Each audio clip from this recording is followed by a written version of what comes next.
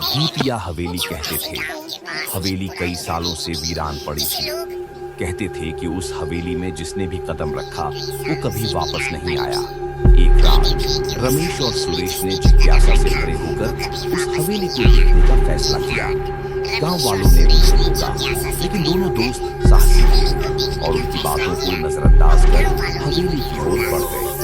जैसे ही वे हवेली के अंदर पहुंचे, उन्हें एक अजीब सी ठंडक महसूस हुई। हवेली के अंदर का माहौल बेहद खामोश था। केवल उनके कदमों की आवाज गूंज रही थी।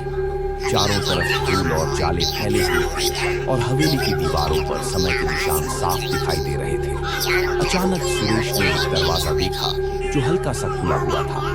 दरवाजे के पीछे से हल्की रोशनी झलक रही थी। दोनों दोस्त एक दूसरे की तरफ देखे और दरवाजे की ओर बढ़े। जैसे ही उन्होंने दरवाजा खोला, उनकी आंखों के सामने एक भयावह दृश्य था। कमरे के बीचों बीच एक पुरानी कुर्सी पर एक बूढ़ी औरत बैठी थी। उसके बाल सफेद थे, आंखें गहरी और चेहरा बेहद डरावना। वो औरत कुछ गुदगुदा रही थी और अचानक उसकी आंखें रमेश और सुरेश की ओर मुड़ गई। दोनों दोस्तों के रोंगटे खड़े हो गए। औरत ने धीरे धीरे खड़े होकर उनकी तरफ कदम बढ़ाया। उसके हर कदम के साथ हवेली में एक डरावनी आवाज गूंजने लगी। रमेश और सुरेश के पांव जैसे जमीन से चिपक गए। वे चाहकर भी हिल नहीं पा रहे थे। वो औरत उनके पास आकर रुकी और बोली, तुमने यहाँ आने की हिम्मत कैसे की? उसकी आवाज में इतनी गूंज थी कि दोनों दोस्तों के कानों में चुभ गई। रमेश ने किसी तरह से हिम्मत जुटाकर कहा, हम बस देखना चाहते थे कि ये हवेली सच में भूतिया है या नहीं। औरत हंसी, लेकिन उसकी हंसी और भी डरावनी थी। जो यहाँ आता है वो यहाँ से जा नहीं सकता, उसने कहा और अचानक एक जोरदार चीख निकाली। रमेश और सुरेश के सामने सब कुछ काला हो गया। जब उन्हें होश आया तो वे गांव के बाहर एक पेड़ के नीचे लेटे हुए थे। हवेली गायब थी, मानो वो कभी थी ही नहीं।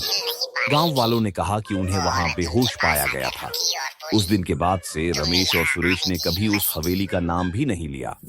वे समझ चुके थे कि कुछ जगहें ऐसी होती हैं जहां इंसान का कदम रखना मुनासिब नहीं होता।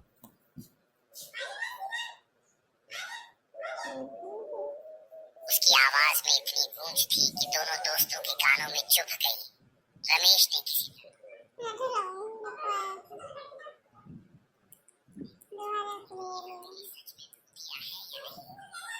लेकिन उसकी हंसी और भी डरावनी थी।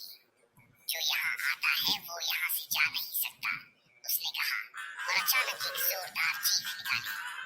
रमेश और सुरेश के सामने सब कुछ काला हो गया। जब उन्हें होश आया तो वे गांव के बाहर एक पेड़ के नीचे लेटे हुए थे। हवेली गायब थी, मानो वो कभी थी ही नहीं। गांव वालों ने कहा कि उन्हें वहां बेहोश पाया गया था। उस दिन के बाद से रमेश और सुरेश ने कभी उस हवेली का नाम भी नहीं लिया। वे समझ चुके थे कि कुछ जगह ऐसी होती हैं जहां इंसान का कदम रखना मुनासिब नहीं होता।